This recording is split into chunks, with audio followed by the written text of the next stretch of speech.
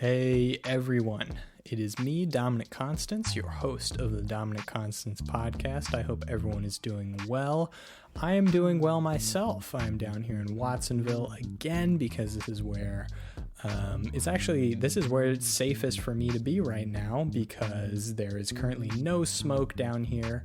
I'm usually up in Portola Valley. However, right now it is not safe because my house is a couple zones away from a fire. We haven't been evacuated, thankfully. And for those of you who are having to be evacuated, I send out my thoughts to you because it is very scary to possibly have your home swept away from you at any time. That must be awfully scary, and I hope all of you are safe and have somewhere to be. If you have a friend who's being evacuated right now, please offer up shelter to them. I know it's not an ideal time, especially because of COVID-19, but hopefully you guys can find a way to be tested. I know CVS is doing some testing.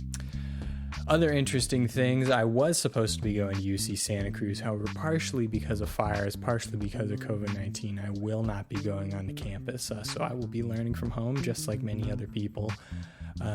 I was pretty excited. I wanted to be on campus. It sounded really fun. I was hoping I would get an apartment, but that's not an option right now, and I'm actually going to be canceling my housing because I have no other choice. I know that is the case for a lot of you, especially in the UC system, so we're all in this together and hopefully we can eventually get onto our campuses. Today's podcast was a really fun one for me. I had a lot of fun talking to my friend Maxwell King, who you'll be hearing from shortly. And I had a bit of trouble getting myself to actually edit this podcast and do these intros because I've been doing other things. I've been trying to put out my trailer and first episode, which if you get the chance, go listen to them. The podcast with Raphael Kaufman, the first episode, is very interesting. I had a ton of fun doing that one as well, and I've gotten quite a bit of feedback from people on primarily Instagram. It's people saying that they've been listening to it, people saying that they've been enjoying it, students of Mr. Kaufman saying that they've just didn't know a lot about him and have found what he said very interesting. So I'm really glad that some people have enjoyed it. Speaking of Instagram, you can find me at Dominic Constance with no C, with only one C between Dominic and Constance on Instagram. And you can also find me at 1-800-PARTY-HOTLINE. You can figure that one out. You can still search my name and it'll come up, but 1-800-PARTY-HOTLINE is also me. Apparently there's only one Dominic Constance in the world right now, unless there is another universe where there's another me. You can also find me at Twitter at Thoughts of Domi, spelled D-O-M-I, where I push out my propaganda. Overall, yeah, getting around to this has been difficult. Just trying to put this all together. I feel like I've been procrastinating for some reason, even though this is something I really, really want to do. I procrastinate. Maybe that's because I want to do it perfectly or something. And at the end of the day, all you can do is to just do it. And indeed, just doing it is what I'm doing right now. So today, we have our guest, Maxwell King. He is a multi-instrumentalist. He's a producer, like myself. We met our freshman year of high school in our jazz combo class, and we both played guitar. However, we needed a bassist, so we both just learned bass, and we traded off that way, and we learned quite a bit through the high school career. We eventually started a band together called the Indigo Rhythm Section, and I found my place at guitar. He found his place at the electric upright bass, which is a very interesting instrument to play. And you can find our band called the Indigo Rhythm Section, Indigo spelled with a Y, on Facebook, or just by simply looking us up. We're going to be playing a couple gigs around the bend, and you can actually check us out on Facebook and our Instagram, and you will find those gigs in the local area. They are virtual, however, they are socially distanced gigs, so please don't show up. That's kind of the point. The only reason we actually show up to people's places and socially distance ourselves while playing, while wearing masks, is simply just have a place to play so we can entertain a neighborhood at a time in a safe manner. So please don't show up, but you can tune in via a live stream. As I'd mentioned before, Max is also a producer, and he is coming out with his new album just as advertised. He doesn't quite have a date yet. However, I will let you know when he does, and you're going to hear a snippet of one of his songs today. So, I think we have all our business settled. I hope you are relaxed. And without further ado, welcome with warm arms, Maxwell. Well, today I am here with my man, my friend, the smelliest of the welliest, the poopiest of the schmoopiest, the man, the myth, the late, great Maxwell King. I forgot the stink. With the stink, yes, indeed. So, Yeah. Max, what you been up to? Hello. What have you been up to? I've been recording music and stuff on Logic Oh, that's really cool. quite recently. Other than that, nothing much really. I've been trying to read some more. Oh, yeah, to get me it. too, man. Yeah. So, like, what? So, like, when you're recording, are you primarily doing audio stuff, or do you have a MIDI keyboard, or like, how would you do it? Mostly audio stuff. Nice, nice. Yeah, I don't have a MIDI keyboard yet, but I'm planning on getting one. Yeah, neither do I. Actually, no, I do. I got like some weird like bootleg 5-pin to USB like illegal conversion, so that works pretty well. But one thing I wanted to ask you about is this very interesting song, and one of the lyrics goes, If you want to make a contribution, well, your mind's the institution to make the world better. It doesn't take a god, a guru, to make yourself do what you do. It all starts in your head.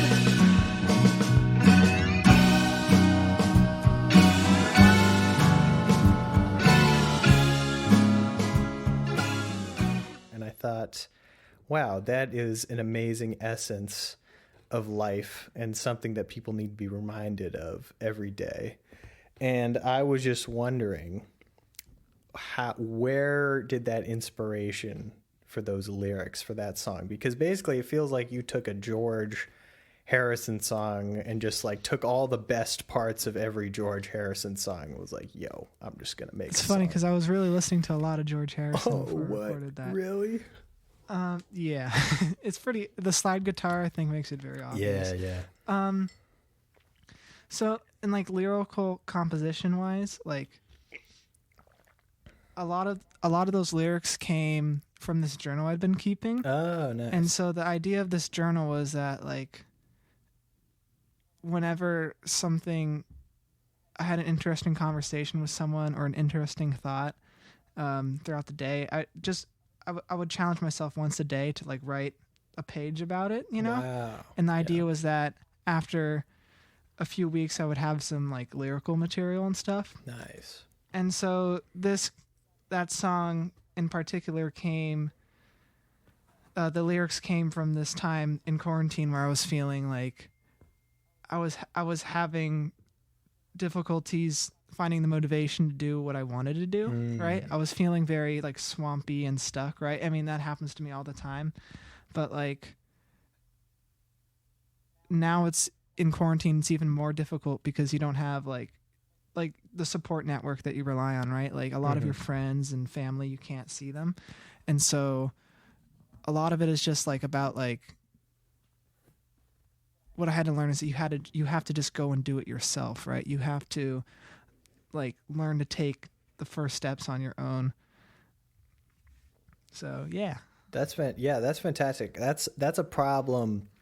I mean, you sent me that song right at a time when I needed it most.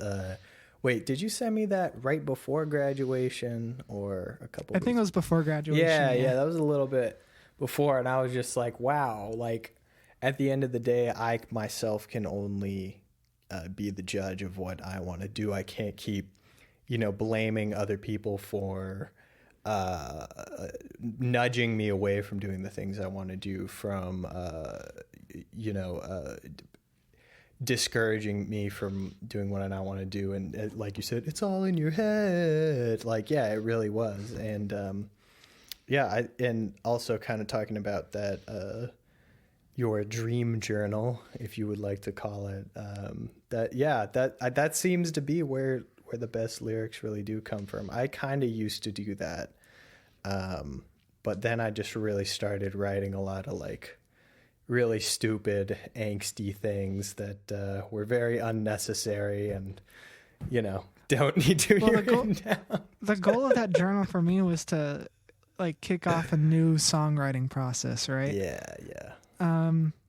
Because I had been listening to some Paul Simon and I'd read up about him, and he said somewhere that like his songwriting process always starts with the music, and he waits to find the lyrics after, right? He doesn't try to force lyrics with his songs. Yeah. He like writes songs and then he really has to like play it and find the words that really fit with the message of the song, like the sound of the song, right? So the idea of this journal was to like get down all these thoughts, right? And when I'd come up with some song or chord progression or something musical, right? The idea was to have like words already written down or some phrases or ideas that kind of I felt like fit with what the song could be about, Oh, okay. So I wanted to try out that sort of songwriting process for a little bit. So that was really fun. That's really cool. Yeah, I mean, I find myself doing a lot of I generally don't have any words ready to go or ideas. But I think kind of I do get the Paul Simon vibe where it's like, oh, I have this chord progression, this evokes this emotion, and this emotion evokes this kind of story or this kind of message, and then maybe I'll put some lyrics down. But I find myself always getting at a roadblock of I can only really come up with a couple of good lyrics, like maybe like 2 lines, and then the rest is just kind of mumbled out. Then that's what leads me down the path to just write songs about poop and STDs and, just really stupid stuff. You did that for a science project. Yeah, that was just a science project, but there's plenty of other songs that I have. I mean, to be fair, you write good songs about poop and STDs. Yeah, I mean, sometimes I just wish like, it feels much more natural to go down that path for some reason. Oh, it's so much fun though. Yeah, I know. And I can't. But it's really challenging to actually write like a good, meaningful song. Like for me, I have the same issue as you, where I kind of just lyrically I start with just one line or maybe some words, and you just some keep ideas. Repeating it over and over and over. Yeah, again. and then it's like, oh well, how do I expand on this? This is the center. So I don't know. I'm not very good at this, but my goal is to be able to like write down those words and then just write down anything related to the topic, right? And then you kind of just read it, what you have, and you just try to fold or mold something from that, right? Okay. It's very, I don't know. Lyric writing is something I've always kind of struggled with, right? Definitely. And I definitely fall into the trap of like, I have, 1 or 2 good lines, and then I kind of like force a song to go with it, right? Like I force a chord progression, and it's like, oh, I'm not really feeling this. Like, this is not right. So what's challenging is to learn how to like write down the small nugget of idea you have. It's good, right? Yeah. And just to put it away until you have something that's right for it, right? Yeah, Not try to like force it right away. That's what I'm trying to work on. If you have a good idea, right? You want to like, if you have a good lyrical idea or good musical idea, my challenge is to like, just like lock it up, put it away, and then only come back to it like when it's ready, when you have something else to go with it, right? Yeah. Don't try and force it immediately, because that's what I tend to do. and then it just kind of gets lost. I'm like, oh, now it's forever stuck with this chord progression that doesn't really work. But that's like what's stuck in my head now, you know? So I think the challenge, well, yeah, I totally get that. The challenge is being able to step away from something. And I think that can happen with literally any musical project, is being able to put something down. And then I talked with Chris about this when we were first talking because I had him on the first episode, which got deleted. Quick lash out at Chris for using FL instead of superior DAW logic like Max and I use. Anyway, yeah, just like talking about like how do you pick up the weight? How do you pick back up the weight again of a song and an idea? And I thought that was really interesting. But you know, you talk about those gold nuggets, and for me, I feel like I kind of reminded myself I do actually have a ton of content, but for me, that can turn into things of me sitting around rambling and kind of just talking to myself. You know, I'll just be doing the dishes, even just playing guitar, or you know, I'm outside doing chores or whatever. I'll be talking to myself, and usually what ends up happening is that turns into stand-up comedy, because I've been really interested in, I've tried stand-up before. It's really interesting, super cool, and I've had a lot of really interesting ideas and interesting jokes, and I usually write those ideas down for some reason in the context of stand-up, instead of when there are ideas that could be song ideas, I don't know why I put them in this stand-up idea. All right. So do your best stand-up ideas or song ideas, like, do those come from when you're trying to come up with them, or do they just come on their own when you're just minding your own business? They just come on my own. Like, just when on their own, yeah. Yeah. No, I have that same experience. For me, like, usually it's like I'm on a bike ride or just outside or just somewhere where my mind is kind of clear, right? Mm-hmm. And that's when my best ideas come, not when I'm trying to force them, right? Yeah. If I'm trying to force them, then it doesn't feel right, because sometimes that works if I just need one line more. I can really think and oh yeah. But like, I don't know, the original ideas have to come on their own, right? Yeah. Like, you can't really force those out. Totally. Yeah. I was, I was again talking with Chris about this, of like how he comes up with lyrics, and he just like, basically just whenever he has an idea, goes into notes on his phone and just like we'll just kind of basically start freestyling, just like, you know, little poems, little lines here and there. And I kind of tried that, like, oh, I had this cool idea, I'm just going to kind of write it out, and you just kind of get in this typing flow, because when you're typing, you have that time, you know, not like freestyling where it's like, oh, you're here talking, to just come up with rhymes as you go. And you know, I envy Chris's ability to just sit down and do that, because like we were talking about, you know, trying to write to a storyline, which is, in his case, was an album. And that just seems like such a brute force way of just going about it that I could never do. I feel like I would just hate the music at that point if I tried doing that, you know?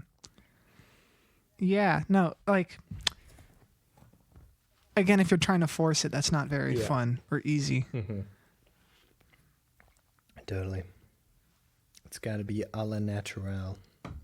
That's why it's like impressive that people can write novels, right? They kind of come in with an idea, and then a novel, like, it can take months or years to write, you know, and you really have to be dedicated to it. I don't know. I think I could write a novel. Like, if there was just like one little snippet, like, I think I could. Again, I think I would go down like the poop and farts and, you know, weird route pretty quickly, just because I would be wanting to entertain myself. But, you know, I think I could do it. Yeah. But like, novels in much more long form than like an album, right? Yes, it is. You know, so that's a whole different challenge on its own, but I'm sure it comes with its own eases too. Definitely. Well, again, here's an interesting analogy. writing a novel is like playing a piano because you have one plane. Writing an album is like playing guitar because a guitar is 6 pianos stacked on top of each other, all shifted, and somehow you have to get them to line up. So in that analogy, an album is you are trying to get these 2 medium frequencies to morph together somehow to make sense of a story, you know, which I think is probably much more difficult than having the single medium, which is words and paper. I see. Okay. But you're like relating it to like the 6 strings of the guitar, right? Yes. Like, which is why it's, you know, which it's probably one of the more difficult instruments. I think your personal bias is coming through in that analogy. You're like, yeah, music making's hard, guitar's really hard, Yeah, and I'm good at those things. Well, I'm trying to pick up the piano right now, and it's like, I'm just like, wow, this is really easy. Like, just because you just see everything. Because, like, I've been playing guitar for 10 years now, trying to understand jazz theory on 6 pianos stacked on top of each other, all shifted in different directions. That's a funny way to think. Yeah, about that's exactly what a guitar is. And here it's like, oh, well, actually here you can just use one of those pianos, which is literally just a piano. And it's just like, wow, this all makes perfect sense. Why would anyone have trouble, you know, looking at any of this? So that's been really interesting. Have you picked up any I know you've been picking up more guitar in quarantine. Yeah, I've been mostly playing guitar and just singing. I'm just practicing singing. That's cool. Just learning songs to sing with. That's really cool. That's my goal. Nice. Yeah, I've been playing, at the beginning of quarantine, I was playing much more bass, and I don't actually have a good bass amp, which I'm really sad about, which, you know, my birthday came around, and I was like, fuck, do I get a bass amp or like a million other things? Because bass amps I'm going to college, and I don't need to be rumbling out all my neighbors because that would be inconsiderate. So. Well, actually, speaking of Rumble, I have my Rumble 40 amp, and it's very useful to record guitar with too. Actually. Oh, really? That's cool. Yeah. Yeah. Well, I mean, I've been becoming. I actually just got this mic stand, so now I'm just like a master of, like, you know, the way I was recording drums in those recordings that I had been sending you. Yeah. I had been taking my desk mic stand, putting it on a little table, then putting that table on a chair, and then moving the chair over to my drum set.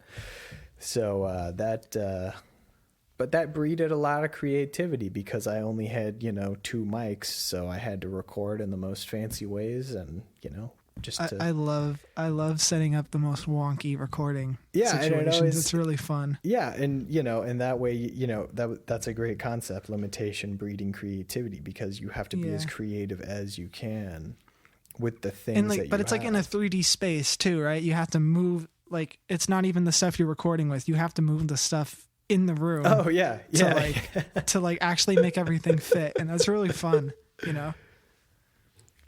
Oh yeah, so I recommend the Rumble 40, the Rumble 40 totally. watt. Well, amp. that's why I was so excited when I finally got this mic stand. Like, it's just one thing, but it's vastly changed. Just the proximity effect, just the way something sounds in the room. I have much more fine-tuned control, and now I'm finding, like, oh wow, I don't have to EQ this guitar because there's not a bunch of fucking muddy low end in it. It sounds fantastic. So, been a lot, you know, I've had a lot of time to just nerd out about audio and be a complete audiophile. So that's been a lot of fun, which is why, for me, quarantine was somewhat of a blessing. I was actually quite happy at times. I was like, wow, I don't have to be at school right now. This is awesome. I don't know. That's very good. Quarantine. Yeah, no, in that sense, yeah, like, it gave me the time to work on new projects and, like, work on self-improvement. But I think after a little while, I lost a lot of that drive, you know, and I have to, like. Yeah, the first 2 weeks were pretty, like, wow, I can, like, do whatever I want with this time. And it was, kind of cool at first, but I think at the end of the second week was when like I very quickly shot It's downward. funny because that's still true, Just right? think- Like the situation is still the same pretty much, but like Definitely. it's just really hard to stay on track sometimes, right? Yeah, well, here we are in summer. I'm over here. I'm living by myself right now. Are you still in Watsonville? Nah, I'm in Portola Valley right now. I have a complete studio set up in the living room. Everything I have is in there. And then sure enough, I find myself like, oh, well, I got all this time. I'm going to go for a run, and then I'm going to take a nap, and then I'm going to maybe read this book and, try to, do this, and this. And then it turns out that I'm again forcing that creativity by just having all these things in the room. And I get nothing, I don't accomplish anything. Like there was one song I was like, oh yeah, I can do all these backing vocals on this cool intro song, and I didn't do it, So that's been a really weird balance to, finding that, and which is why I'm kind of like worried about getting, because I'm using a Focusrite Scarlett Solo. That's all I've used for the past 2 years. And that's what Chris recorded his first full album on, was just a Scarlett Solo. I have a Scarlett Duo, but I only have one microphone cable. Oh, really? So, yeah. Well, I'm going to be getting an 8i6, so that's 6 inputs. And I'm just thinking to myself, like, am I really going to use all those inputs, for at one time? I'm super hyped about drums. Like, yeah, I'm going to get like 2 more mics, and I can isolate the snare, and I can isolate that low tom and do some really awesome under miking and stuff. But then I just really think about it, and I'm like, man, I enjoy just having 2 mics so much, because I can just get these crazy punchy sounds that are just, you can't get any way else. It just sounds too clean when you put all these nice mics together, All right, I have a question. Yeah. You're probably more of an athlete than me, but I've been finding during this quarantine that like how important exercise is to me. Yeah. Like, cause I run every day, and I find on like the days that I don't run, or if I don't run for a few days consecutively, I just feel kind of groggy and like, and I'm just like, okay, I have to run the next day. Cause like, so I don't know, how does running help you, like mentally? How does it, or if it has any like effects on you, like energy Specifically wise? running or just exercise? Because I do both. Exercise. Yeah. God, I mean, so kind of just getting down another rabbit hole. I've been doing a lot of meditation recently. So I don't use the Headspace app, because I'm not trying to pay, hundreds of dollars for. Wait, what's Headspace? It's this meditation app. Oh, by the way, our sponsor, Headspace. Thank you very much. They're not our sponsor. Thank you, Headspace. No, but I've been I don't exactly know what the form of meditation is, but I've been doing just the good old sitting on the floor with your legs crossed and sitting straight up and just focusing for I don't know how long, just however feels right, on completely emptying my mind, not allowing a single thought in, allowing all the sounds in, however, just imagining a blank space, and then just imagining basically just a little black ball, just one point, and just sitting there and it takes a little bit of concentration at first, but then once you're in there, you're in, and it's just this crazy like blankness. And at first it was really scary. Like once you get deep into it, it's kind of scary, like, oh my god, there's nothing here, there's nothingness, like where did all my thoughts go? This is really scary. And then you're in there, and then you come back out, and you feel great anyway. Once you're in there, you come back out and you're like, oh my god, I have feeling, I have touch, I have thoughts. And that's where your physical part comes back in, as I become much more aware of my physical body, which at the same time can have its downsides, because now I notice, oh, my little aches, my knees feel, my left knee feels a little, sore than my right. My right hamstring. Well, that's good is body much tighter. awareness. Yeah, it's been really informative. And I've kind of always tried to be that way because, like, when I was in 8th grade, so 7th and 8th grade year, I would run cross country Monday, Wednesday, Friday, and then play Stanford water polo Tuesday, Thursday, Friday, Sunday. So Friday was a double day. I would go from cross country to water That's polo brutal. practice. Yeah, it was insane. And it was like Saturday was the only day I wouldn't do anything. And then there was even time where then Saturday was taken up because I was playing lacrosse. So I was playing 3 sports at once. Right. So you're just busy. Well, it wasn't just that. It was my body was somehow with no problems able to do that. Of course, I was 13 and 14 years Right. old. Your body can obviously do that. Spry. Yeah, it was kind of crazy. And I could probably still do that, but now that I'm more aware and kind of just learning about these little fine-tuned things, about my hips, about my shoulders, about my feet, I think I would run into more problems. But this body awareness has really allowed me, it's crazy, because in quarantine, I've actually have been performing at a higher athletic level than I ever have been, which is really weird because I was training using a 72-hour method. Are you familiar with that? No.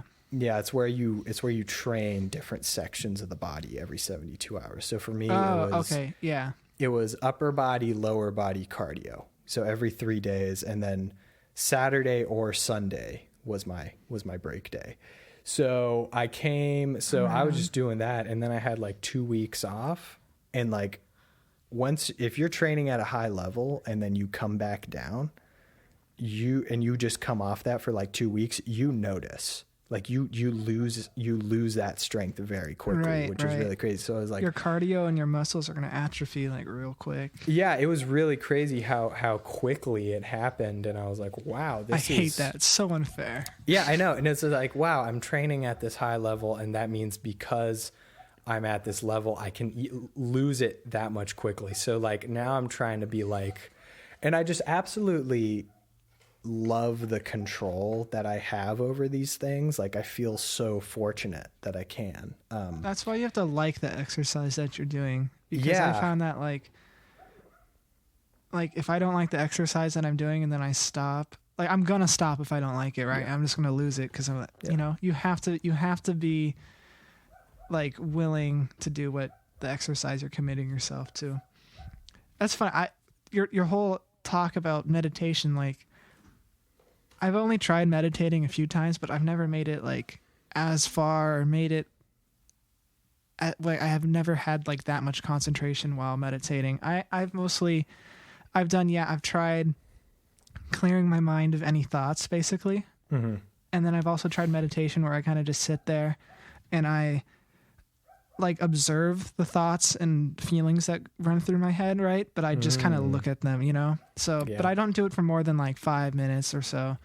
But yeah, I mean, that's all you really meditation. Need. And it does, for me, take a little bit of practice. And it doesn't always work, which is why I'll try to do it, which is why I wake up, I don't really feel like it. Before I go to bed, this is a great time. I've had a lot of interesting thoughts today. I would like to flush them out really quick and then let them come back so I can have a maybe different perspective about them.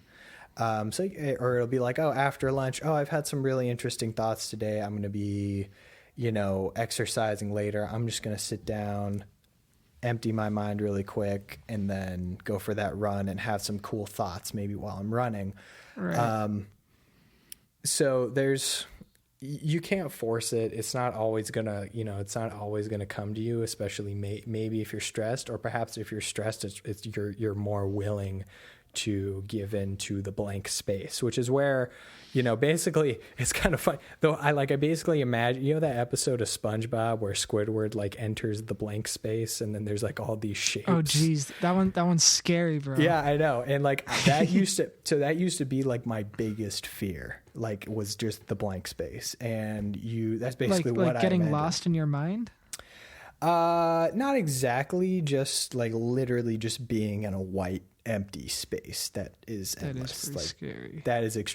That's like my biggest fear. Yeah. So I basically it had nothing to do with the fear, more so than like, oh, that's a cool like place to be in. So I just basically try to envision myself just in a blank desert, with nothing in front of me but a black ball. And that, not so much a black ball, but try to center everything to one point. And if you just focus on that one point, then you can, it's kind of like a perceptive thing of like, if it's kind of like how your eyes, you can't move your eyes across smoothly. They have to focus on little points. However, your eyes can look at your finger smoothly moving in front of your face, right? So you can't empty your mind without having something to focus on. For me, that's just a little black ball.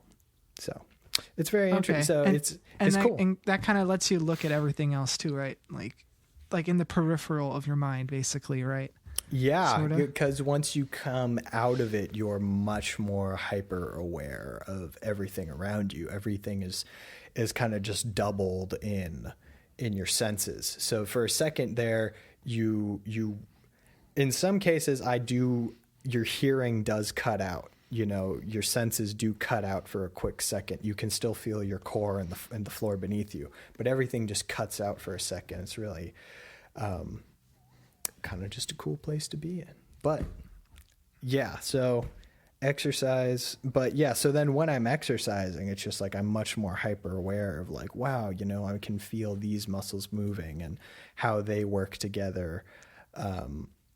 And I find that I am able to take care of myself much better. And yeah, I mean, I have to exercise. If I don't, like, right. I feel it's a little victory every single day.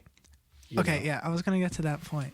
Yeah. So, yeah, for me, like, the main reason why I exercise is because it's like just something I knocked out of the day, right? Like I accomplished, every day. You kind of get yourself to do something. Yeah. Like, you ever have days where you just wake up and you just don't want to get out of bed, or it's like really hard to get out of bed? You know what I'm talking about? Yeah. I mean, yeah. 2 days ago. That was right? me. Yeah. Yeah, no, that happens like all the time, right? Mm-hmm. But like, especially in quarantine. But like, it's funny because like all you really have to do is swing your legs, right? Like just swing your legs out of bed, put them on the ground, right? And then your day's started, right? But sometimes you really just don't want to do that. There's that mental block. Yeah. So I don't know. The challenge for me is that like, I don't really want to run it every morning. It doesn't sound like the most appealing thing to do, but like if I just do it, then you kind of build that mental strength where you just get yourself to like you can put your mind to what you want to do, right? Mm-hmm. And so I don't know, I really appreciate that aspect of it. Definitely. And then on like the meditating side of it, running is extremely meditative, man.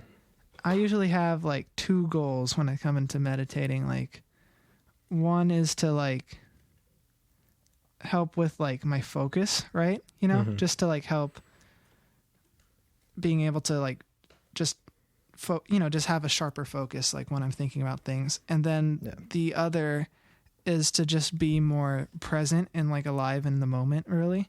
Totally. I don't know. You watched Midnight Gospel, right? That show was really all about like spirituality and That's like. why I'm doing this podcast. Thank you, dude. So wait, what are you gonna name it, by the way? I don't know what I'm gonna name it. It can be It's funny because when this will be out, it'll have a name by then. Yeah. You're gonna say something totally wrong and different from what the real name is gonna be. Chris had an idea. It was like the coyote. The name pod. is Cheese. The Dominic Constance devil reunion tour. reunion tour. Did you know the Who had 5 goodbye tours? Or was it 3? Okay. Dude, I used to love The Who. I mean, I still do. I still love their music, but their guy, dude, like the main songwriter and guitar player, like Pete Townshend, is such an asshole though. Like, so like the more I learn about him, I'm like, God, like, why do you have to ruin this for me? I really like your music. It was really like, I know. Yeah, screw you, Pete, you crusty 70-year-old man. But like, yeah, he was like, I was just listening like to the radio one time. They're like, Pete Townshend like put out a new album with The Who. And when asked about the 2 dead members, he says, screw them, we never needed them anyway. And they were like the best guy. It was like, Jesus Christ, those guys were awesome. Why would you? He's such an asshole. Wow. Yeah. Perhaps that's like the, I think there's more assholes than we really know about. Like, I bet Carlos Santana's probably a pretty big asshole. Paul Simon's probably a pretty big asshole. You know, they're everywhere. Actually, funny. Like Mick Jagger's definitely an asshole. Oh, yeah. No, I heard a story that he was on SNL and he would just hold out his hand. Oh, yeah. Wait, is that with John Mulaney? Yeah. Yeah, I've heard that one. And then they were writing a song and he would come up with lyrics and he would just say yes and no. Yes, no. Yeah, that's such a great bit. Yeah, I definitely remember that too. Hilarious. But funny Carlos Santana story. My sister works up in the city, and you know, I guess maybe he's not an asshole, but he likes. It was interesting because he walked in and everyone knew it was Carlos Santana, but but when my sister came to serve him, because she was a waitress at this restaurant, he was like, "Hi, I'm Carlos Santana." It's like, yeah, we can tell by the purse and hat with a third eye on it that you're Carlos Santana. I feel like Santana would be cool. I don't know. Yeah, and he left a $400 tip. So okay, that's hella cool. That was pretty cool of him. But it was a little bit like, okay, well, we know you're Carlos Santana. You don't need to introduce yourself. I feel like, I know this is a generalization, but I feel like a bunch of like the big metal stars and like grunge stars, I feel like those guys are pretty cool, pretty down to earth people. Yeah, man. Yeah, I've heard so many interviews with the guys in like Cannibal Corpse and fucking, they're just chill dudes. But I feel like the guys from like Soundgarden and like Pearl Jam and like, I don't know, all those guys, I feel like we could hang. Yeah, maybe. Be very cool. Yeah, man.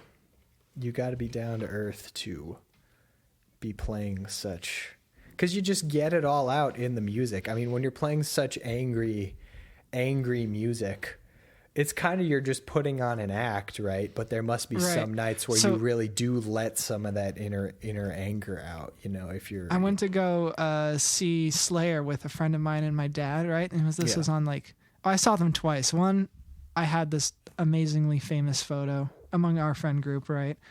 Where I'm just like standing outside like the theater and like, oh, it looks like my dad's photoshopped. way too close to me, and so I'm like super in the foreground, but it looks like I'm photoshopped in just because of like how close the camera is. And like behind me is the sign that says "Tonight Slayer." So I don't know. It was really cool. And then the second time, this is when I went with my dad and my friend, and it was on their final tour. And their final tour. But I think you know how these final tours go, but I feel like this is it. Like they're kind of like, no, we've said it before, but like this is it, guys. Sorry. And so at the very in like end, 2022, they're going to be like, you know, I know we said it before, but this is going to be it. Yeah. No, just watch. It's always like that. But at the end of the show, though, I think this is one of their last stops, and they're from the Bay Area, right? So this was like in Oakland. Yeah. And at the end of the show, they just like stood on the stage for like 20 minutes and they were just like, thank you guys. And they were just looking around and just like, they were like just taking it all in. And it's funny because like, you know, I've been to lots of shows and, you know, most of them are like mixed ages, you know, like people from all age groups and whatever. Oh, yeah. But like Slayer, it's like all the same, like 50, 40-year-old guys who were just like Slayer fans, like back in the 80s, you know? That's hella cool. They've just got like, they just have this hella loyal fan base, right? And I think they just like, I don't know, they respect that and they treat it well. So that's why they were staying there afterwards. Yeah, really cool. Yeah, man, that's hella cool. Yeah, I'm into that. Yeah, but I mean, well, see, I've always wondered, like, because I see guys still playing metal, like, in their 40s and 50s, and they, like, have children, and, like, you know, maybe when they were younger, they really did maybe have some, you know, anger that maybe they were letting out, but now it's probably, like, well, no, so an example of that is I was watching a video on, like, how people actually do, like, is it called a death growl? Is that the term for just like a metal scream? Sort of thing? Yeah, something like that. And it was like, and there was this vocal coach who actually specialized in like working with metal singers, and she was basically just talking about like, yeah, you know, metal singers damage their voices trying to do this. You know, they can't, you know, they can only do like a couple takes, or they can't even go on tour doing this because they're actually reaching down within themselves and trying to elicit anger and to get out that scream. And at the end of the day, you know, you got to maybe step outside and think, okay, this is somewhat of an act because I'm not always like this. Do I really put like myself into this singing character?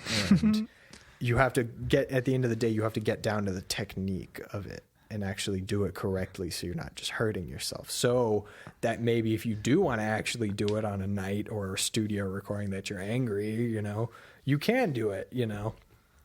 So. I really like when artists, like, they put on an act for maybe a song, or just like the whole band is an act, right? Like, yeah, it's just like they just kind of put on a character for a song. They put on a persona. I think it's just that's very really cool.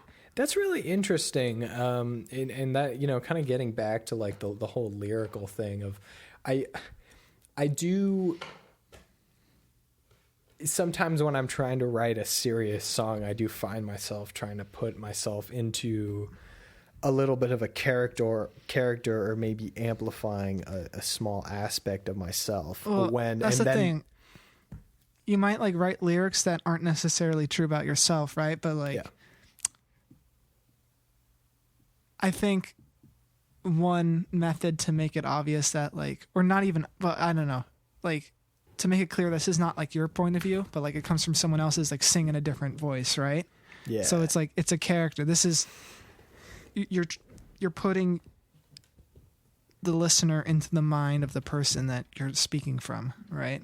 Yeah. And if you sing in a different voice. Well, I think that's where Zappa and Thundercat are doing it right. You know, maybe Thundercat is doing he's not doing as much satire as Zappa was doing, but of course he's getting the same sound and adding some of the same comedic aspects. Like I was trying to play Bobby Brown Goes Down for someone, and they were like very offended by that song. And I kept trying to be like, no, this song is extremely relevant right now. Oh, you were just playing it to like a friend? Yeah, and I was like, this song is extremely relevant right now, the subject matter about here are these, you know, dudes who go off to like big schools, and then they, you know, they're out here just sexually assaulting, you know, random women, and they didn't get that it was completely satire and it was completely different perspective. It's you know,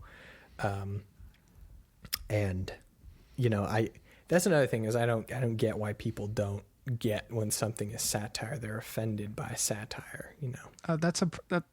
There's a big problem with that today.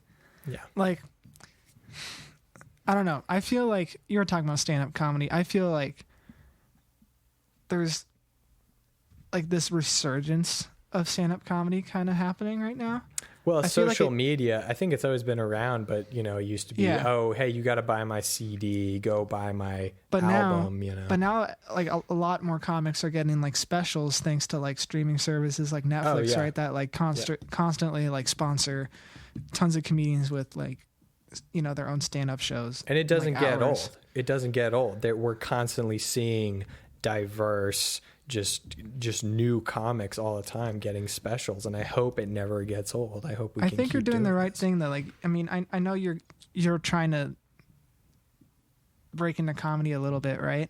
I feel like doing the podcast is like the right kind of idea, right? Yeah, maybe. I feel like that's what a lot of podcasters are comedians, right? And they just kind of get the chance to sit down and like, I don't know, because that's what comedy is. You get to like, you have to just It's a meditation. You're commenting on life, right? You know? Yeah.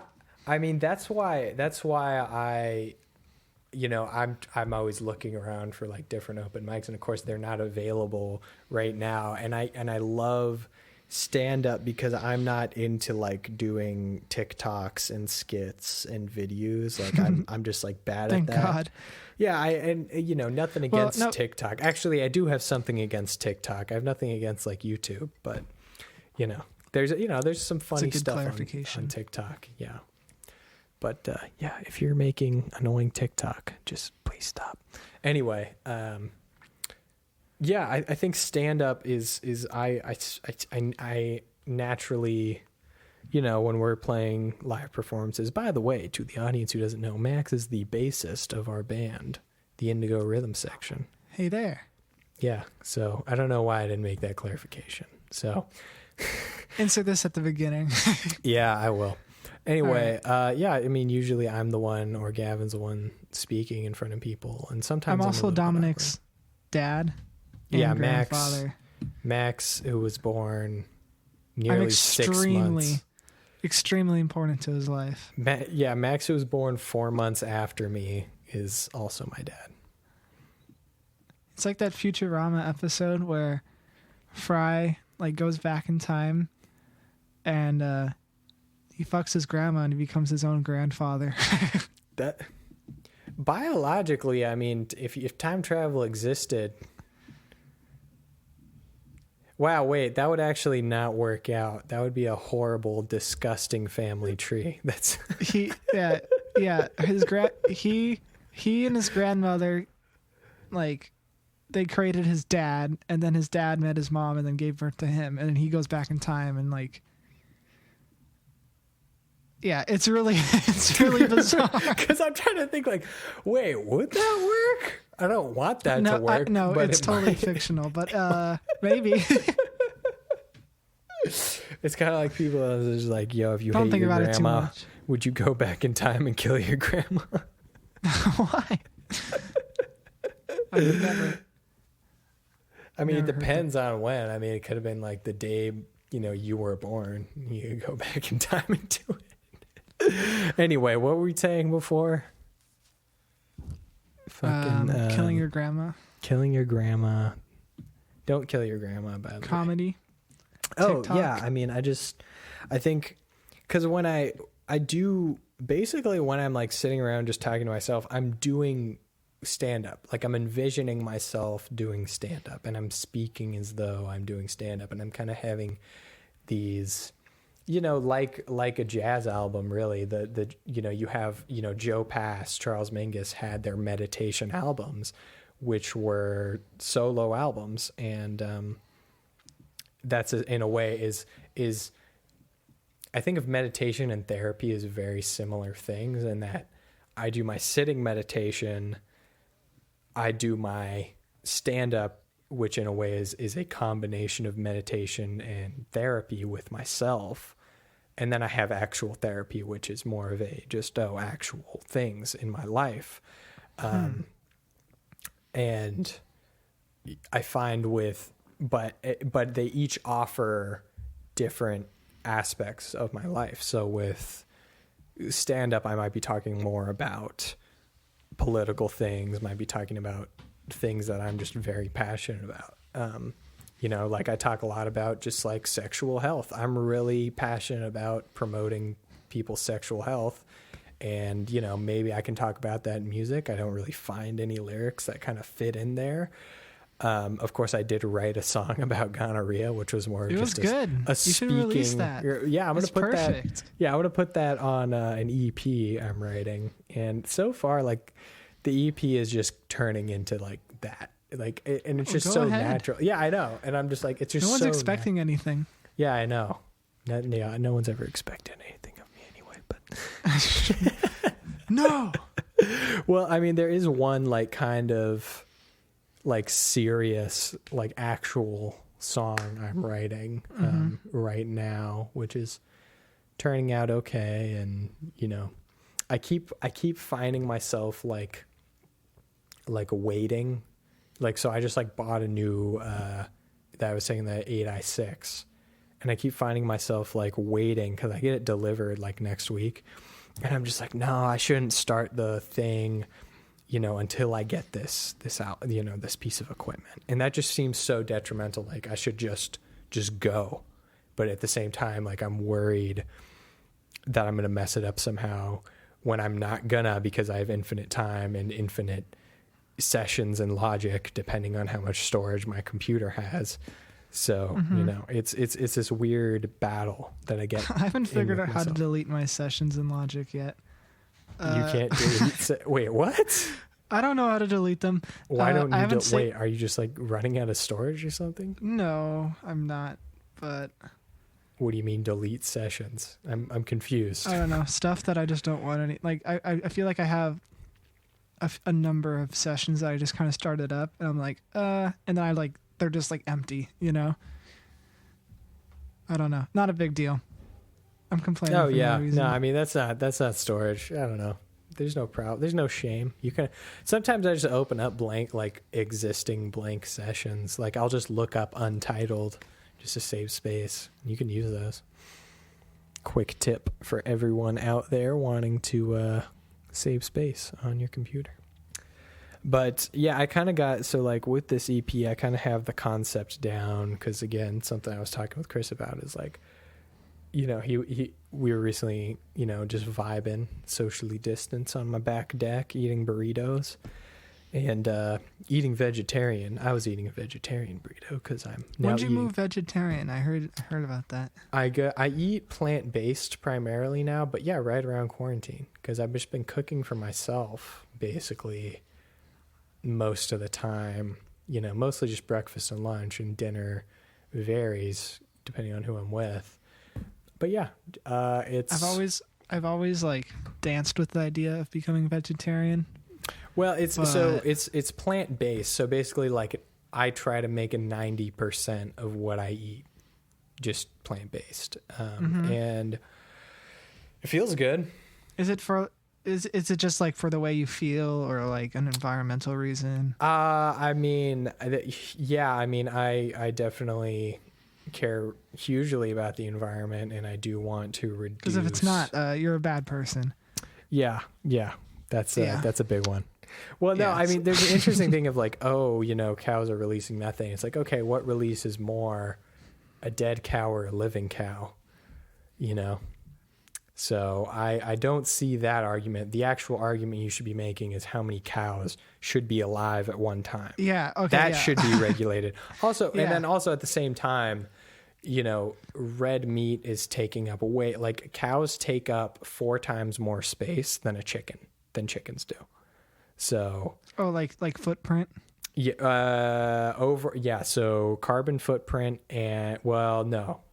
Do you mean so the like carbon actual footprint, space? I'm talking about actual space. Yeah. So, and sure, you can argue only 4 times. Aren't cows like enormous? I mean, yes, I've seen cows, but for some reason, I don't know why it's 4 times, but that's pretty significant. I feel like you could fit like 12 chickens like in the inside a cow, under the shadow of a cow. Yes. Well, have you ever had a chicken? A chicken? No. Yeah, you just take 12 chickens, or depending on how large the cow is, it's kind of like a turducken, but it's just for a cow and a chicken, and you just shove as many chickens inside a cow as you possibly can. And then you have a ginormous barbecue rotisserie. So I heard it's pretty good. You shove some stuffing in there and some garlic and onions, and it can come out pretty nicely. Well, I don't know. I was going to say I'm not vegetarian, but I do try to like, if I have the option between like red meat and like chicken or something else, I always stay away from red meat just because the way it makes me feel too. I always feel like I just don't feel good after eating it that often.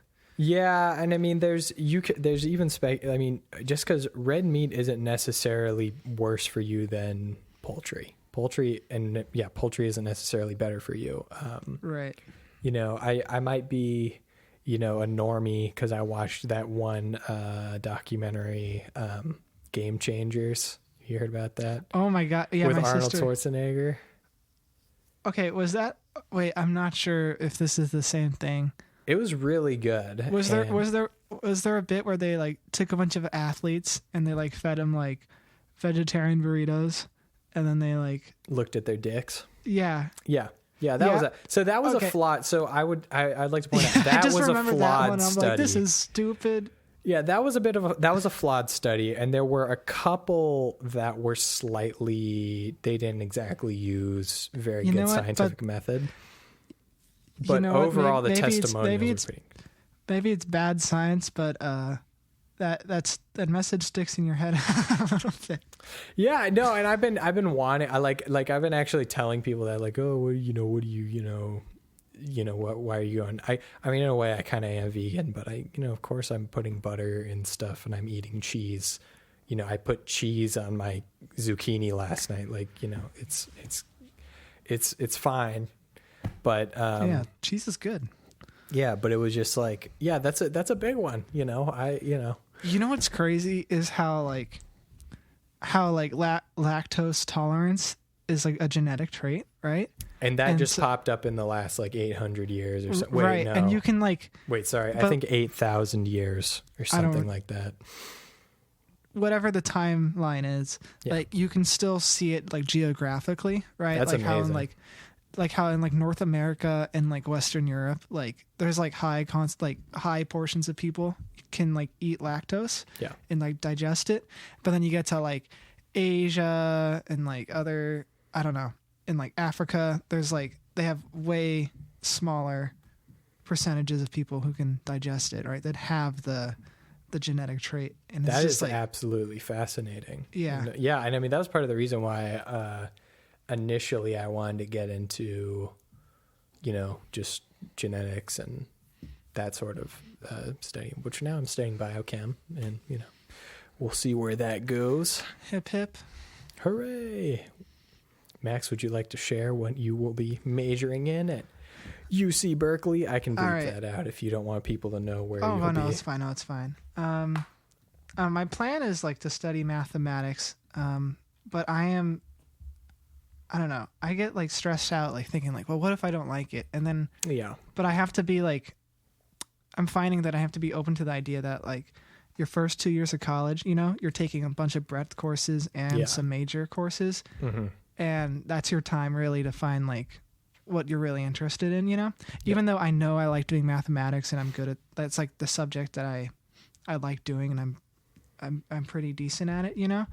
I have to be like open-minded to like try other things out, right? That if that might not pan, that subject area might not pan out for me. You know what I mean? Yeah. I'm really, I found this amazing project I made in 8th grade. And about it was the called sound waves.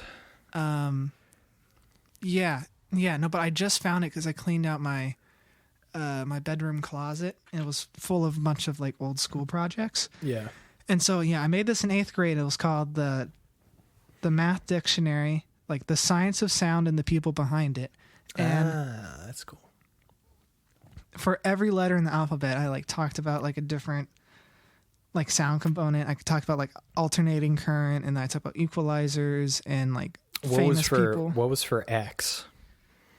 I think I just talked about the xylophone. I talked about some instruments too when they're really hard. But I just talked about where like they came from and like the different like varieties of xylophones and stuff. But I don't know. It was crazy because I found it, and it was something I made 4 years ago when I was only like 12, 13, right? And it was still very resourceful to me today, right? Like there's still things I can read, and I'm like, whoa, this is like, I still really like it. And I don't know, that project for me sparked this whole interest in like physics and stuff. Mm-hmm. And like, just like I didn't realize there was a connection between like music, because I've been playing music for a while, and then like science, right? Because you can actually study sound, and then there's like properties of it that you can manipulate with technology and stuff, So absolutely. I'm like, that is absolutely fascinating, and I got really into that. Totally. I mean, that's so when so I'm actually gonna try to get to people who don't know, I'm trying to get our audio production teacher Raphael Kaufman on this podcast soon, and I want to talk to him about education, sound, his role, because, there's a difference I feel between being an educator and being, just an inspirational person. Anyway, he is absolutely awesome. And we got to go on a tour of the Facebook audio engineering studios, which was fucking amazing. And that was like, when I was there, I was like, I think I want to become a sound engineer. And that completely blew my mind. And you know what the most amazing part about that field trip was? What was it? To me, it was how like every professional that worked there, and there was like dozens, right? Like they all arrived there from a different pathway, right? They didn't go and study to be sound engineers. A lot of them just studied totally random other things, right? Yeah. But then they took, I don't know, just they kind of followed different career paths, and they ended up and like at this very special they're very lucky to be there, right? There's not many. Absolutely. There's not many places or teams like that out there. But they are the team that works for Facebook, and they design all the sound from like commercials to the sound when you click like on Facebook, to like Facebook's song library. Like they're trying to record a bunch of songs for people to make videos and stuff with. Oh yeah. So, and like VR too, but like, I don't know, that it was just like really eye-opening to see how if you really just follow whatever if you follow like your dream or whatever you like doing, and you have like an open mind that it might not exactly turn out the way you want it to be, right? You'll end up somewhere like it'll still be satisfactory in the end, right? Like these people, that's they took different pathways, but they still ended up somewhere like amazing for them, right? They were all very happy to work there. Well, so that was something that I witnessed when I did an internship last summer, starting on my 17th birthday, and it was a 10-week internship. And I was you're 18 now. I am 18 now, yeah. So that was yeah, dude, I can say fuck and piss and start a bank account. I can adopt a child, man. God. Yeah, I can adopt. At 18, really? Yeah, you can adopt a child. I can buy spray paint. That's a big one. Anyway, so I was at this internship at the Monterey Bay Aquarium Research Institute. Really hyped myself up about. And anyway, that's a whole nother podcast, because that was a very interesting experience, and I learned how to ask people questions. But half the people there, about 75% of the people there, it was a marine science institute, were engineers, because their Monterey Bay Aquarium Research Institute, we'll call them MBARI, they're known for their research vessels. So for their remote control drones and various torpedo-looking objects, to say in layman's terms, that survey various things. I was studying environmental DNA while I was there, just because I kind of felt somewhat of a pressure to do that. But they did have audio engineers there. There were people who, and I was like, kind of like the whole time I was just screaming inside of myself, like, I have to go work. The guys who were working on whale calls, they were just studying basically all day. Whoa. They were just denoising whale calls. And I'm like, I love doing that. Are they trying to like interpret their language at all? Yeah, they're trying. Yeah. That's insane. Yeah. Dude, so there's actually, they actually have like, basically it's musical notation for whale calls. And it's fucking insane. They came up with like a whole language? Yeah. And it's pretty general. It's not anything like you couldn't be like, hey, Frank, want to go, right? Survey this canyon or something. Like, it's not like that. It's just like, yeah.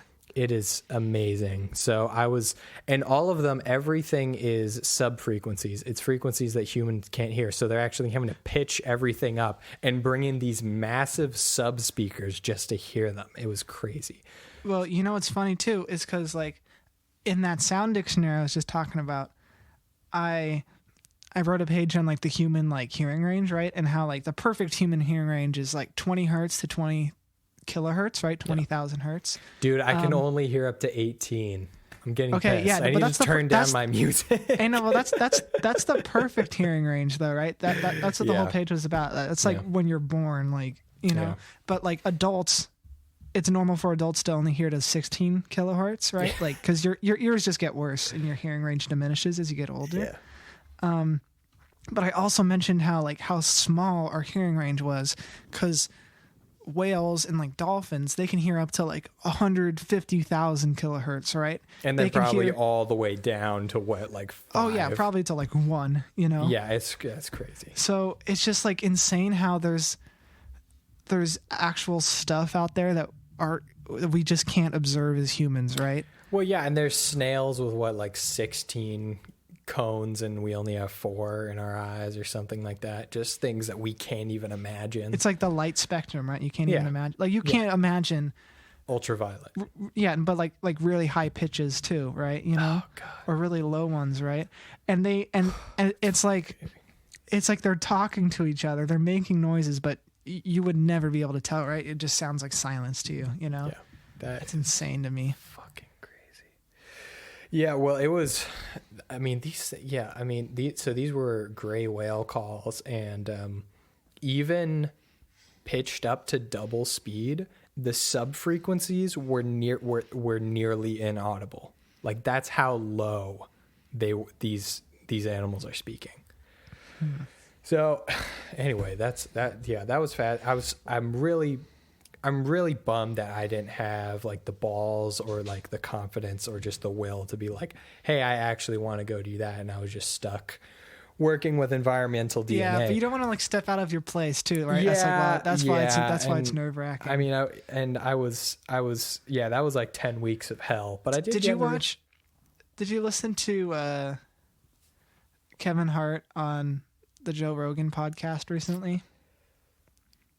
I did. Yeah, I heard little segments, but he was just talking about like stand up and stuff. Well, the reason why I bring it up is because he mentioned this time he was at like the Super Bowl, and Jeff Bezos like walked in his room, right? And he was talking about how like he's like, yo, I gotta talk to Jeff Bezos. Like, when am I ever gonna meet Jeff Bezos again, right? You know? Yeah. But like the people he's with were like, no, don't do it, you know, like whatever. And so Jeff Bezos probably knows who Kevin Hart is. Right. But the point was that like the point he was making is that like people often like people think they're too cool, or they're like, no, the right thing to do is like, just don't go for it, or don't say it. Like, that's weird, you know? People are kind of just too cool to like, no, it's weird to go and talk to this person or go ask for this opportunity, you know? Like the better right thing, cooler thing to do is just to like stay quiet and do your thing. Obviously it's different from having a job and kind of stepping out of your zone, but like, I don't know. I have experiences like that all the time. I'm like, ooh, I really want to talk to this person or do this thing, but I get embarrassed, right? You know? I'm like, ooh, this feels weird, you know? Totally. And he was just talking about like, no, man, like you got to just kind of take those opportunities like when they arise. Like, when else are you going to get this crazy opportunity? I want to talk to you. I want to learn about you, you know? That was what it was like when I met John Faddis, the trumpet player. Right. And so I didn't meet him. Carl, our drummer, awesome drummer, Carl Nukel, playing in the Church of Coltrane. If you ever have time to stop by, I know they have services at 12 on Sundays. If you want to stop by, you and I still need to stop by and jam with them. I feel bad for not going, but I always wanted to go. Yeah, me too. So anyway, Carl's a fantastic drummer. He and I had the opportunity to play with jazz trumpet legend John Faddis. I didn't realize how much of a legend he was until he was mentioned in a book that I was reading about just jazz, about a book about jazz.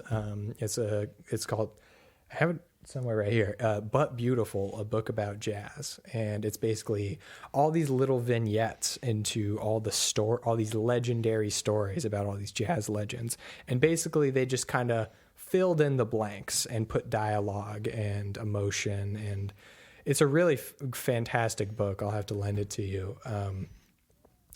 But anyway, I got to play with John Faddis, and we were later at the Silicon Valley Jazz Festival, the first time you and I played there. And John Faddis was there, and Chris and I went and talked to him. And, you know, I was like, I'd just gotten my license. I was, you know, kind of just nervous in general about being at Silicon Valley Jazz Festival, and I didn't know what to say to this guy. I didn't know anything about him. I knew he had done a solo album when he was 19 with Oscar Peterson, but I just didn't know what to ask about him. Anyway, we hung out with him, and he was like, "Hey man, want some grapes?"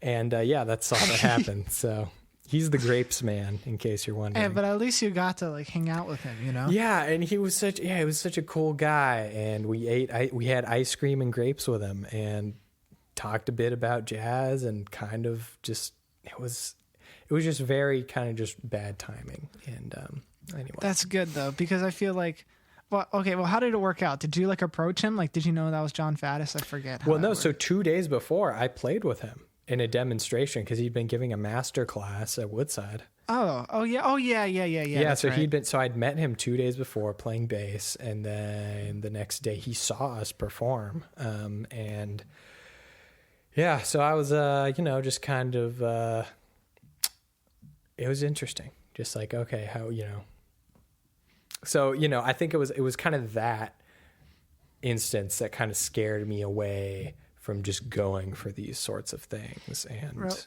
yeah, sometimes like I just get cool, like scared, not offend anybody, Yeah. Well, sometimes I just get scared because it's like, well, I don't have anything to say. Yeah. Totally. Best not say anything at all, basically. Yeah, man. It's I mean, that's true, but I feel like sometimes it's like you just don't have to, like, you just have to not care and go for it, Yes. And what's the worst that can happen? It's like asking a girl out, right? Like they can say no. I've never asked a girl out. I don't know. Lucky you. Someday, I don't know. Yeah. But that's what people say. They say, like, what's the worst that can happen? I'd say no. Man. And even that's terrifying. Like, that doesn't help. That's like, why would you say that? I don't want to hear no. Yeah, that's the worst thing that can happen is someone. That is a pretty bad thing to happen if you're asking a girl out. Totally. Yeah. Anyway. Well, I'm excited about pursuing biochem because I don't know where it will lead. The reason I chose biochem, getting back to Mbari, was because, again, most of the people there were marine scientists, but they came from a data science or computer science background. And there were actually numerous physicists there who just became biologists, Mm-hmm. And I thought that was fucking, crazy that I've kind of gone my whole life thinking that, I want to study the ocean. I'm going to go into marine biology. I've still heard, I hear people being like, I want to study marine biology. And like, I haven't heard someone be like, yeah, man, wouldn't that be awesome to get paid to go fishing and scuba diving all day? It's like, yeah, that's not how it works. That's what a professional diver does. Maybe back in the 70s, sure, that's how it kind of worked because that's what people's extent of marine biology was. Or if you live in 1975 and you're trying to hunt the Jaws shark, all you do is just try and kill big sharks. Dude, I just watched Jaws for the first time. Oh, really? It's a great movie. Yeah, it was really fun. Well, I mean, now that I've watched it, because like I think, because like I surf and like I'm not afraid of sharks, and there was actually a shark attack very recently. I've been out there by myself. Quick note, don't surf by yourself. It's really fucking stupid, but I just do it when there's tons of people around, so it just kind of works out. Anyway, that's also very stupid. Please don't do that. Anyway, I was surfing a day before a guy was killed by a shark, and he was not too far down the beach from me. Which was a very awakening moment because it was like, oh yeah, I'm not invincible and I am going to die. And just because I'm 18 and full of hormones and testosterone doesn't mean I can, jump on skyscrapers and shit like that. Right.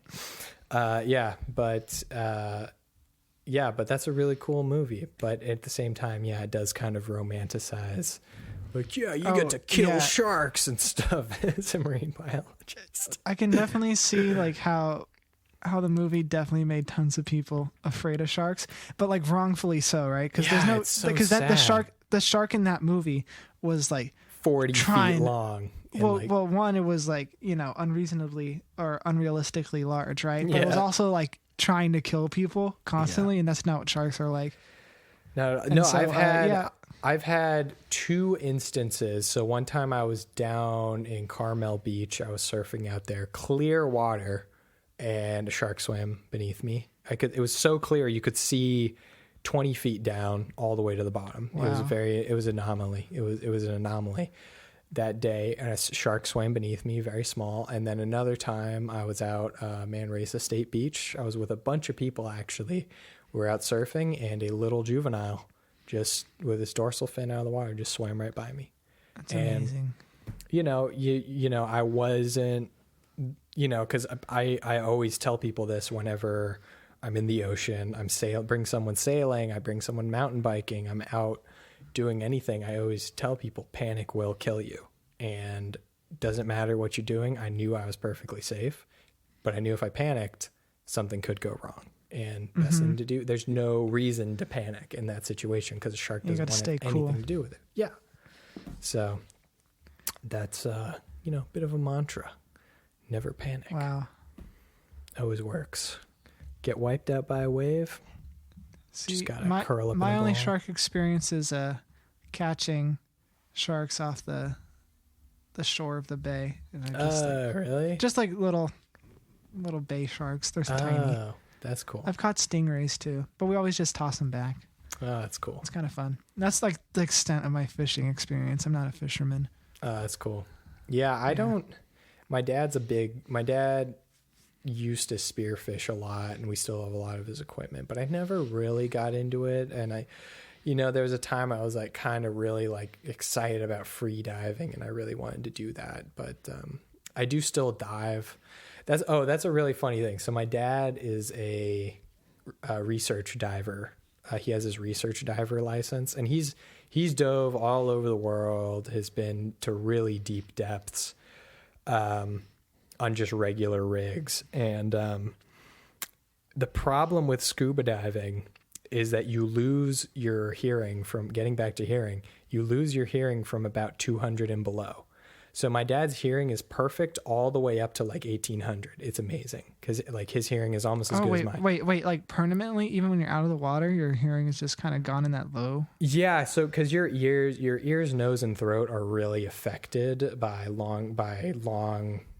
repetitive up diving. to 200, that's so you can't hear a lot of bass frequencies. Yeah, there. so which is why it was really funny. He would come to our gigs and he'd be like, I really just can't hear Max. Oh, well, yeah. And we could hear no you wonder. perfectly. And it was no wonder because I'm like below 200. Yeah, and it was just like, whoa, wow, that really, yeah. It was I never knew that. 200 and below, completely gone. So for me, but does he scuba dive a lot? Not as much, but just kind of to? like, yeah. So like late 20s all the way up to his 40s was just pretty regular, maybe. That's an amazing 10 times a year. That's an amazing like job experience. Yeah. Life experience. Yeah. I mean, it wasn't exactly part of his job. I mean, it was kind of part of like his, research work that he'd been doing. That sounds awesome. As part of his education. But nowadays, now you just hire someone to do your diving for you. Well, right. My parents, they both learned to scuba dive. And so that's always been like a life goal of mine is just to get my scuba diving license one day. I would argue it was actually harder to get my scuba diving license than it was to get my driver's license. Like in terms of just like, because it's amazing. I remember you actually have to be pretty physically fit to be a comfortable scuba diver. Because I remember like people in my diving course when I was just like in a pool, they couldn't even put their heads underwater. Like they claimed they could swim, but they couldn't even put their heads underwater. So it's like there's like thousands of people out there who have like international PADI licenses, but they're just like they're completely inept and they could never go diving on their own. So it's like it's very concerning. But like you actually it's just people with a lot of time and money who are like, yeah, this is just one thing I want to get, like my pilot's license, my scuba diving license. Yeah, I mean, and I have that luxury of being able to just like take an hour out of my day to just sit down and just like learn about, how air pressure changes when depths of water and various gradients and stuff like that.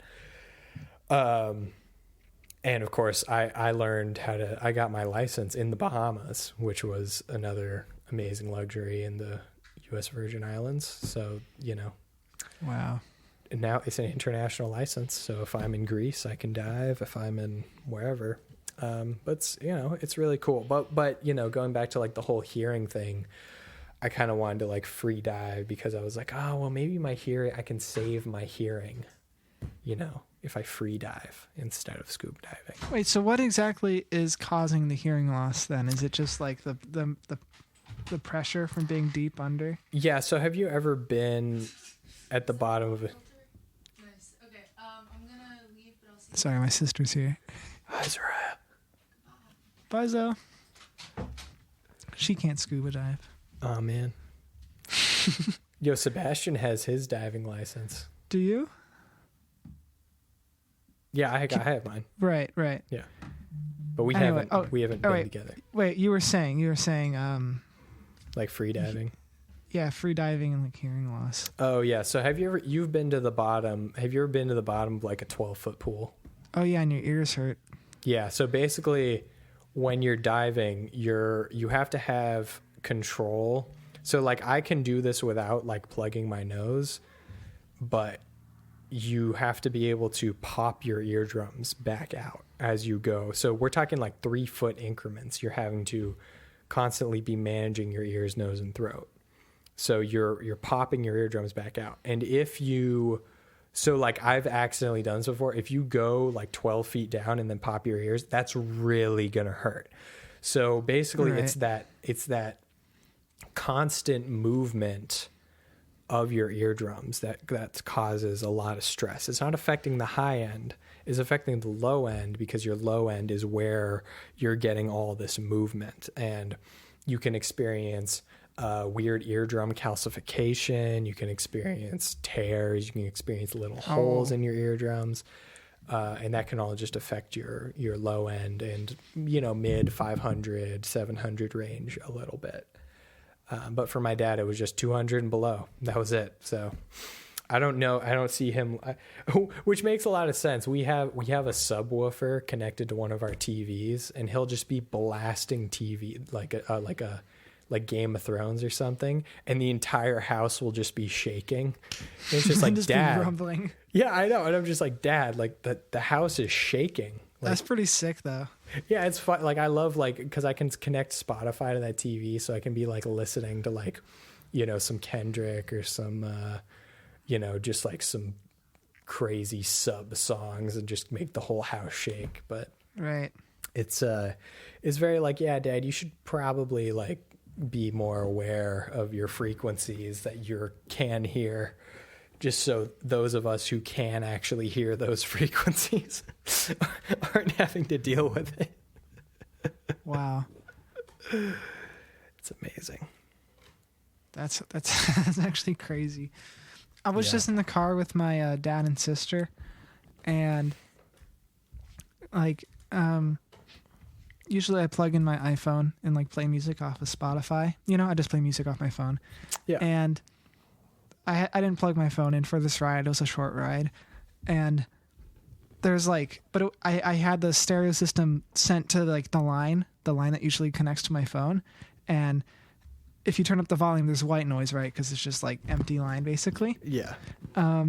So I don't know. My sister said something like, "Oh, it was really good music," and I like turned it up. There's no music playing, right? She was joking, but like there was white noise, and we started laughing because it's like, oh, like listen to this like fuzz white noise, and my dad's all like, "You guys fucking with me? Like there's nothing here." We're like, "Yeah, no, there's white noise, right?" And he's like, "No, no."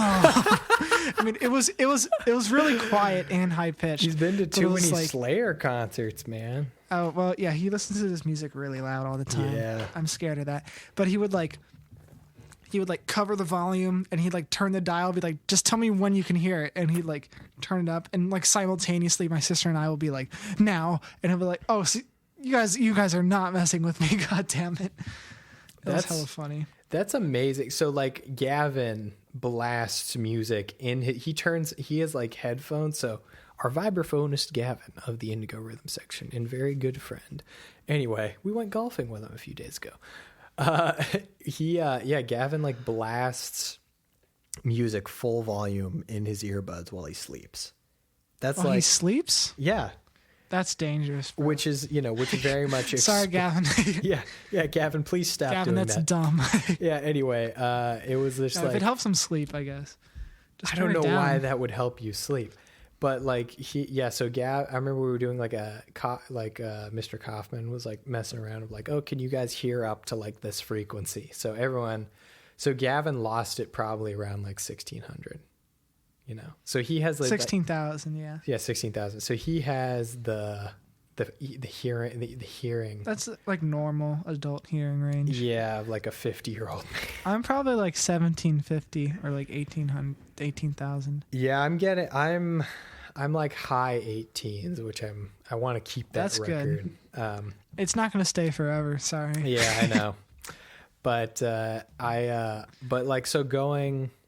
so like you and I were at Bill Graham Civic Center seeing Jack White, and that's awesome concert. Which it was a fantastic concert, but I extremely regret not having like some sort of ear protection at that concert, because the next day my left ear, because we were standing off to the side and like facing one direction, I was just like, why did I not just like bring like a piece of wax or something? Dude, okay, you know what? There's an actual problem there for me, because like when I typically don't wear earbuds at concerts, like I almost never do, but when I do it because it's like really loud, or I'm like concerned about my hearing. Yeah. But I feel like it's just like the quality of the sound. I lose a lot of the highs, right? It kind of gets washed out, And I'm like, usually they cut out around. Not the air. So what's below air? Around 2,000. They cut out around 2,000 most earbuds. Yeah. And then they let through anything above, usually. So are like earbuds or like ear earplugs? Protection, like nice ear protection. Like what about like the little foamy guys that you twist up? And stick those in your ones. ear? Those ones. Everything 2,000 above that gets cut out. Yeah. You see, I can't use those. Yeah. But like.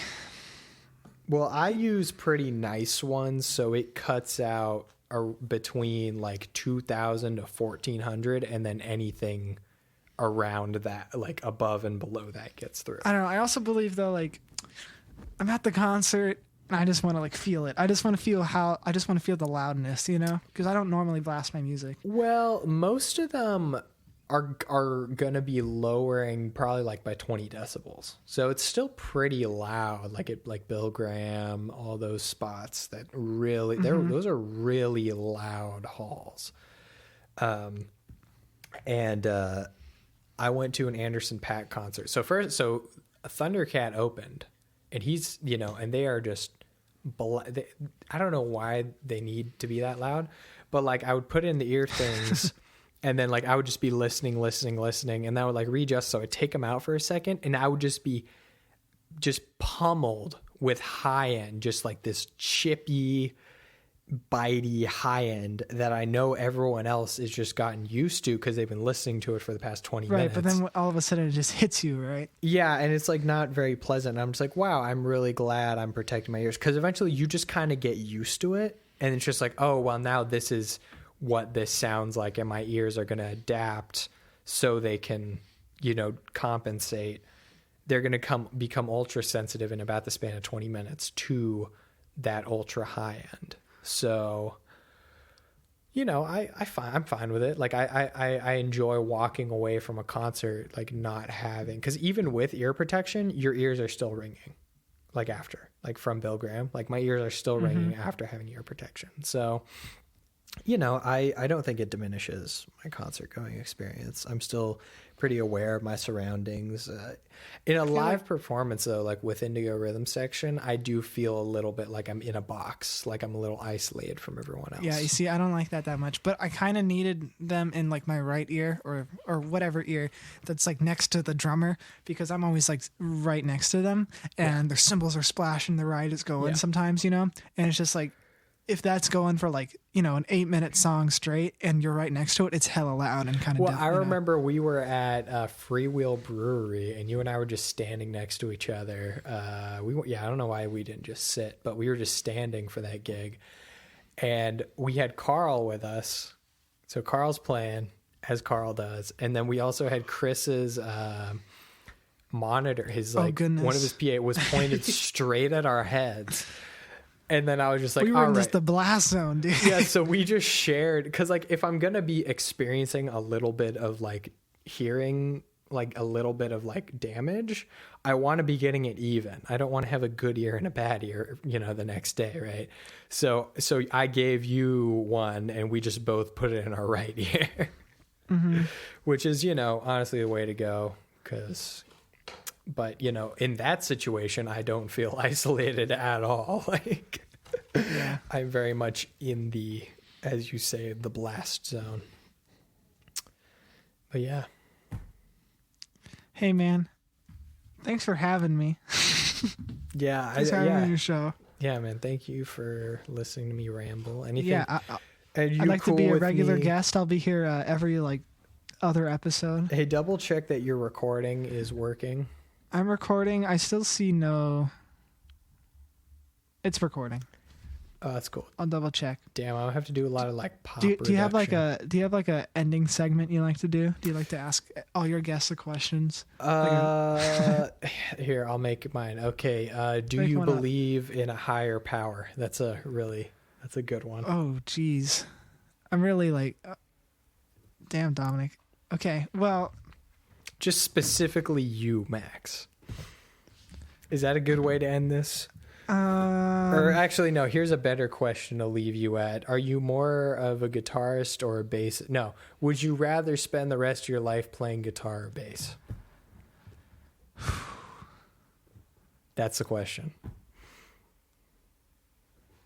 Oh, that's really tough, because I feel like you're going to get way more gigs being a bass player, right? Yeah. God damn it. But I really love playing both of them, and I've played way more guitar, I think. Yeah.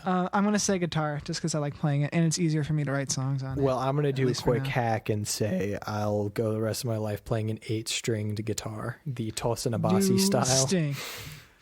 That's because then I don't really have to give up either. I can still play guitar. Well, actually, and still I play think bass. you made me think of something interesting, like how I always feel refreshed when I spend a lot of time on one instrument and then I pick up another, and it makes everything new again, right? Because I'm just like, whoa, there's so many more things I can do on this, and many different things I can do on here, and it's just it just expands.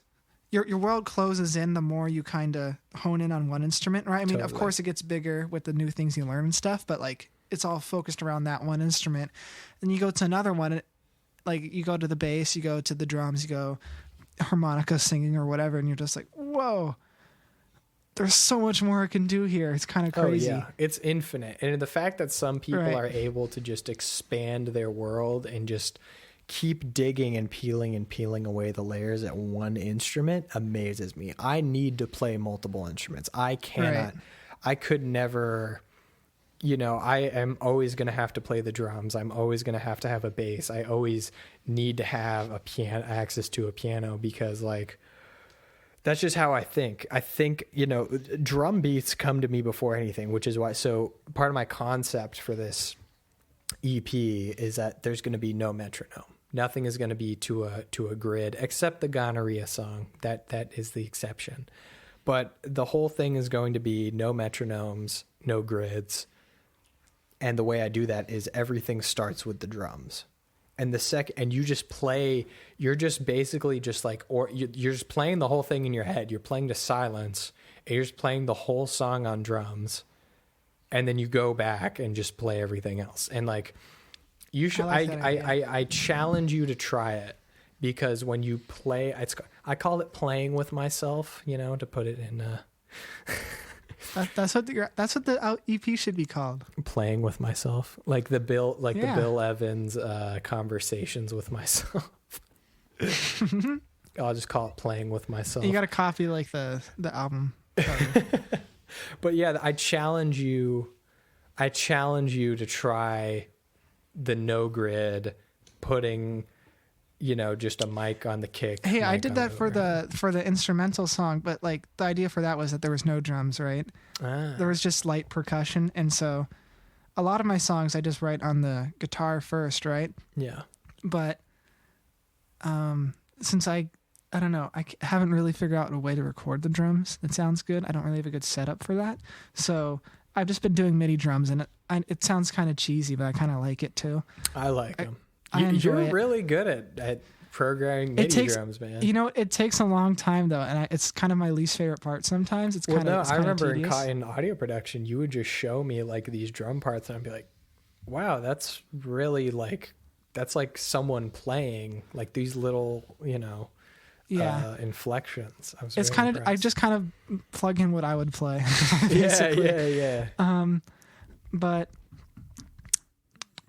what am I saying? Oh, well, yeah. Well, so, I write it on the guitar, but then I realize like, okay, if I'm going to be doing MIDI drums, I kind of have to put in the drums first before I record anything else. So I write the whole structure out on the drums, and then I do I try to get one solid take all the way through on one instrument, So that instrumental song, there was no drums that time, but I started with the acoustic guitar, and it's about 2 minutes, just all the way through, and then one by one, and I added 12-string guitar and like some harmonic parts in the upright bass and some percussion and everything, and it sounded like really organic, and I was like, yeah, this was really cool. Yeah, so that is absolutely beautiful. I love doing that. Yeah. Well, you've come down to you will play guitar for the rest of your life. And, no, I don't take that. Please don't write that down or anything. This is going to space now, right? On your space cast. It's my space cash. Shoot. Well, Max, thank you very much for joining this podcast in its infancy. I'll make sure I have you on again when I'm on the International Space Station broadcasting to Mars. Thank you. I love that. If there's anything you would like me to cut out because, you're worried it's going to get you canceled, just hit me up. No, I don't think so. That is a wrap. Thank you so much for listening to another episode of the Dominant Constance podcast. And thank you to the 53% of you who usually get to the end of podcasts. I know that statistically because of Spotify. Thank you to Spotify. You are my primary base right now. Check out Max's new album, which will be coming out, called Just As Advertised. Max doesn't have social media currently, but you can find him on YouTube at Big Boy Lunch. He has some real funny kickers on that channel. And hopefully all of you are safe, you are doing well, and you have a great rest of your days out here in these gloomy days. I haven't seen the sun not because I'm not going outside. I haven't seen the sun in like a week because it's foggy all the time. No smoke, just fog. So hopefully you can all be enjoying yourself. Hopefully it's not too hot wherever you are. And please enjoy Max's new song, which will be on his album. A missing piece, the slow release, a broken glass, you're out of gas, you've been running on empty. Take me back, no heart attack, you know it's true, it's hard to lose when you have plenty. You want to make a contribution, well you find some institution to make the world better. It doesn't take a god, a guru, to make yourself do what you do. It all starts in your head. If you want to make a contribution, well your mind's an institution to make the world better. It doesn't take a god, a guru, to make yourself do what you do. It all starts in your head.